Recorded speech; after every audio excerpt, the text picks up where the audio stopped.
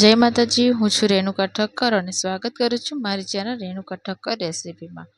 અને આજે આપણે બનાવવાના છે ભીંડાનું શાક, જે ભોજનમાં ટિફિનમાં ઝટપટ તૈયાર થાય છે, જે જમવામાં ખૂબ જ ટેસ્ટી હોય છે અને બાળકોને પણ ખૂબ જ ગમે છે.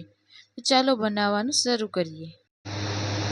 તો ભીંડાને આપણે આ રીતે કટિંગ કરી લેવાના છે. ભીંડાને આપણે બહુ નાના નથી સુધારવાના, થોડા મોટી સાઈઝના રાખવાના છે. તો હવે આપણે તેને તપેલીમાં તેલ ગરમ કરી લઈશું. તેમાં હું 1.5 પરી તેલ નાખીશું, તેને આપણે ગરમ કરીશું. હવે તેમાં હું અડધી ચમચી લસણ નાખીને શેકી લઈશ. તેને આપણે સારી રીતે મિક્સ કરી લેવાનું છે, જેથી કરીને આપણું લસણ કાચું ના રહે અને ખાવામાં ખૂબ જ સારું લાગે. તો હવે તેમાં આપણે અડધી ચમચી જેવું હળદર નાખી દઈશું, 1 ચમચી મરચું નાખી દઈશું અને 1 ચમચી લાલ મરચું નાખી દઈશું. તેમાં ગરમ મસાલો નાખીને આપણે મસાલાને સારી રીતે મિક્સ કરી દેવાના છે. તો તમે જોઈ શકો છો કે મસાલા આપણા સારી રીતે એવા શેકાઈ ગયા છે. હવે આપણે તેમાં જે ભીંડા આપણે કટિંગ કરેલા છે તેને આપણે સારી રીતે તેમાં મિક્સ કરી દેવાના છે અને તેને સારી રીતે બધા મસાલા મિક્સ થઈ જાય એને આપણે તેને મિક્સ કરી લેવાનું છે. તમે જોઈ શકો છો કે આપણા મસાલા સારી રીતે એવા મિક્સ થઈ ગયા છે. હવે આપણે તેને મિક્સ થયા પછી આપણે તેને 5 મિનિટ સુધી મીડિયમ ગેસ ઉપર જ આપણે તેને રાખવાના છે.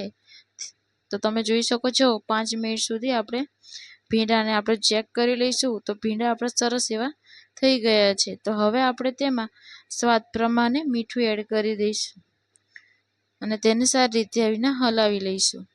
તો 2 થી 3 મિનિટ સુધી આપણે તેને એમ જ છોડી દેવાનું છે ખુલ્લા રહેવા.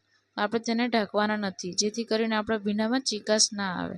જો તમે ઢાંકશો તો એમાં ચીકાશ આવી જશે અને આપણા ભીંડા ખાવામાં સારા નહીં લાગે. તો મેં અહીં ભીંડાને 2 થી 3 મિનિટ સુધી આપણે તેને ચઢાવવાના છે. પછી આપણે તેમાં અડધી પરી જેવું તેલ નાખી દેવાનું છે, જેથી કરીને આપણા ભીંડામાં ચીકાશ ના આવે અને આપણા ભીંડાનું શાક છૂટું થાય. તો થોડીવાર આપણે ભીંડાને હલાવીને આપણે તેને થોડીવાર ચડવા દેવાના છે.